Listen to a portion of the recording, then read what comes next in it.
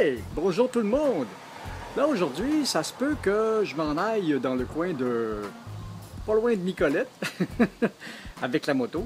Mais là, si je vais là, c'est parce que il y a aussi des gens de moto qui sont là, puis il y a aussi un préparateur de moto. Alors, mon problème présentement, c'est que la moto est sloppée, mais pas rien qu'un peu, parce que ça fait un an, je ne l'ai pas lavé l'année passée, puis je ne l'ai pas lavé depuis que je l'ai sorti ce printemps. Donc, regardez-moi ça de quoi ça a l'air. Et tout est très sale. Pauvre moto. D'habitude, je l'entretenais mieux que ça, mais là, je ne sais pas ce qui se passe depuis un an. J'ai comme légèrement, je suis devenu comme légèrement négligent à ce sujet-là. Regardez-moi la poussière. La saleté accumulée. Donc, ce qu'on va faire, c'est qu'on va laver ça un petit peu avant de partir. Il y a de l'huile qui se d'un petit peu partout. Fait qu'on va, on va sortir les produits desquels j'ai besoin. Donc, pour laver les chromes, ça me prend de la laine d'acier 00 et on dirait du Windex, mais c'est pas du Windex, c'est du lave-glace auto. J'adore pour laver les fenêtres, pour laver les vitres de l'auto, intérieur, extérieur. Moi, je suis non-fumeur, donc il n'y a pas de gras. Du produit lave-auto, ce qui est le fun avec ça, c'est que c'est de l'alcool avec un petit peu de colorant puis de l'eau. Donc, quand ça s'évapore, ça laisse aucune trace. Puis ça, ici, pour la laine d'acier 00, pour les vrais chromes, avec le liquide, ça fait un travail absolument formidable. Mais seulement pour les vrais chromes, parce que tous les autres produits, comme de l'acier inoxydable ou de l'aluminium, c'est à proscrire absolument, parce que ça va égratigner. Le chrome est beaucoup plus dur que l'acier. Alors, ça ne pose pas de problème. Mais ça prend différents produits, ça prend différents produits. Alors, après cette moto-là, sur cette moto-là, c'est une très ancien modèle. On a beaucoup de pièces d'aluminium. Sur la mienne, elles sont très oxydées, mais la moto a 40 ans et n'a jamais eu de restauration, donc c'est un peu normal. Et les chromes sont encore pas si mal, quoique il y a un petit peu d'oxydation sur les chromes, mais pas sur les silencieux en tant que tel. Donc ça, tous ces chromes-là, les pédales, ces choses-là, ça peut s'entretenir avec le produit en question. Et puis pour ce qui est des roues, je ne sais pas avec quel alliage ils ont fait ça, mais il n'y a pas de vernis là-dessus, puis ça ne ternit pas. C'est-à-dire que cette moto-là était assez chère à l'époque, donc ils ont dû ne pas lésiner sur certains matériaux. Et puis, ben, la peinture commence à donne des signes de fatigue très évidentes. Ça, faudrait que j'y vois, mais j'aime mieux la laisser telle quelle. Comme ça, comme ces traces d'usure sont là. Et puis, vois-tu, la peinture noire du réservoir est très belle encore. Et naturellement, moi j'adore j'adore ce tableau de bord-là. On dirait un tableau de bord de vieille Honda Civic des années 80. Et c'est de la même époque, remarquez. Là. Parce que je me souviens d'avoir conduit des vieilles Honda Civic ou des vieilles CRX, puis le tableau de bord ressemblait étrangement à ça. Donc, et il y a encore, ça c'est de l'aluminium aussi.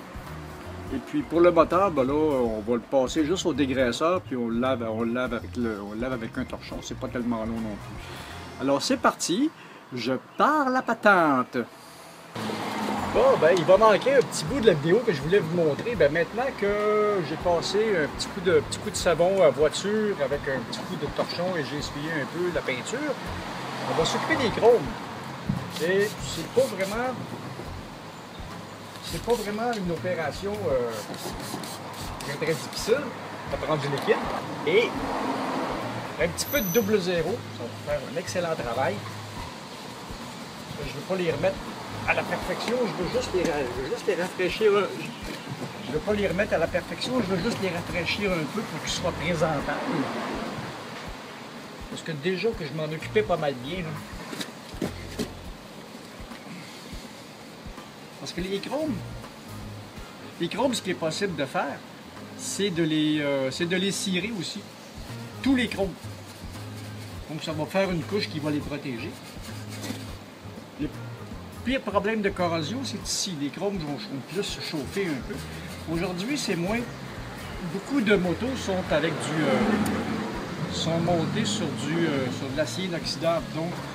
Donc, le problème des chromes qui rouillent comme ça, c'est pas mal d'une autre époque. Mais, comme ma moto appartient à l'époque des chromes qui finissent par rouiller, on apprend à les nettoyer.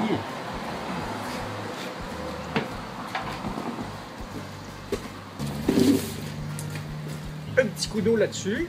Pour les roues, ben là, comme c'est de l'alliage, là j'y vais à sec. C'est une autre stratégie. Alors j'y vais avec des torchons en microfibre ou des torchons de garage. Je peux juste essuyer à sec.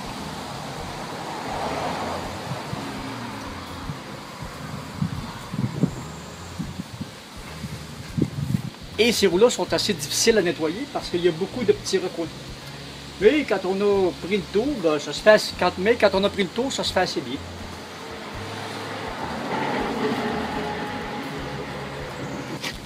Et avec tout ça, ben, on approche pas mal de l'étape finale parce qu'on va donner un petit coup de cire sur les peintures. Puis le tableau de bord et tout, ça a été lavé. Et ça craint pas trop l'eau. Et voyez-vous, l'espèce de pare-brise ici, avec le temps, c'est du plastique, c'est du polycarbonate, donc ça ternit. Donc j'ai une technique pour arranger ça. Parce que même sur les voitures, les phares, les optiques de phares sont en polycarbonate. Et souvent, les gens mettaient des pièces de plastique pour protéger les capots des éclats de roche. C'est aussi du polycarbonate, et ça c'en est aussi. Ça se traite à peu près de la même façon. Je pourrais prendre une cire de très très haute qualité, mais n'importe quelle petite cire nettoyante va faire le travail, parce qu'une cire nettoyante contient des abrasifs. Donc, ça nettoie, ça cire, c'est brillant.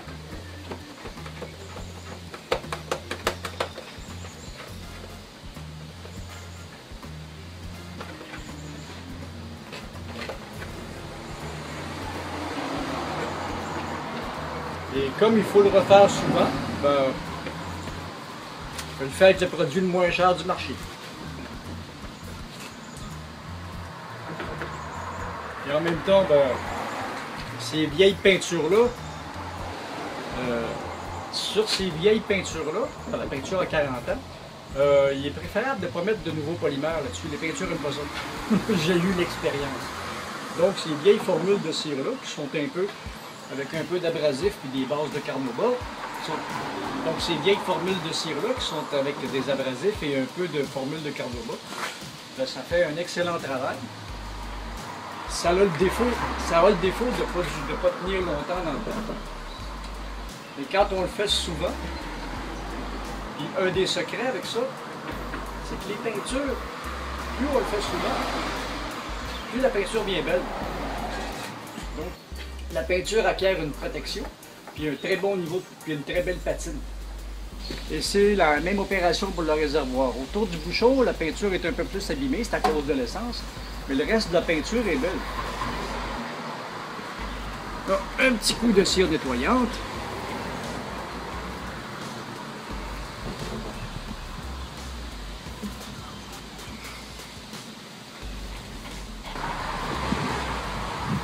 Et comme depuis que je l'ai à ma possession, cette moto-là, je l'ai cirée souvent, donc la peinture revient belle sans trop que j'ai besoin de faire de grosses opérations.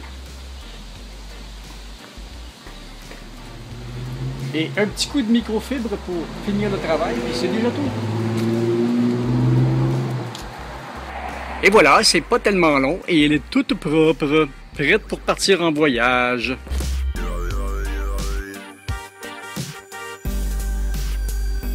Aujourd'hui, sur les motos, sur les nouvelles motos, on n'a pas besoin de connaître très bien les matériaux parce que les peintures, c'est des résines, les finis de peinture, c'est des résines d'acrylique. Et puis les moteurs sont peints en général en noir, comme sur la moto que j'ai. Alors ça ne demande pas beaucoup d'entretien, c'est le genre de moto, c'est comme la mienne, on lave ça un petit peu au dégraisseur, on passe ça un petit peu au dégraisseur, puis après ça on passe presque la pression dessus, puis c'est réglé. Mais ma vieille moto avec ses chromes, avec ses différents matériaux, ben, c'est un petit peu il y a un petit peu plus de petites choses à faire, puis de petites choses à faire attention, mais c'est ça qui est le fun de toute façon. Et sur les motos d'une certaine marque ou qui sont bardées de chrome, ben là c'est l'enfer. Faut vraiment frotter pendant des heures et des heures. Puis moi, j'ai pas de temps à perdre à frotter mes véhicules des heures et des heures. Donc j'aime ça. J'adore cette moto-là pour ça, parce que c'est une petite moto légère, facile à vivre, puis qui a de la gueule un peu. Elle fait encore tourner les têtes. Et oui, ben les têtes des vieux comme moi qui se rappellent de ces modèles-là flambant neufs. Mais, alors, c'était ça la petite vidéo pour aujourd'hui. Si vous avez aimé ça, ben donnez-moi un petit pouce bleu, abonnez-vous à la chaîne. Et puis, c'était un petit cours d'entretien pour certains matériaux. Les matériaux, il y a certains matériaux qu'on ne trouve plus sur des motos neuves. Et puis, pour ceux qui se demandent ce qui est arrivé avec la selle, parce qu'on voit bien qu'elle est abîmée, à un moment donné, il y a eu une grêle. Et puis, j'étais chanceux. Tout le fini de l'auto, tous les finis de la moto, le réservoir, il n'y a rien eu de brisé ni de bossé, mais ça a endommagé la selle. Tape à conduit noir sur la selle, puis on va partir pour un voyage. La prochaine vidéo, ce sera la promenade jusque dans le coin de Nicolette, où j'ai quelque chose de assez spécial à vous montrer. Salut! Puis abonnez-vous là!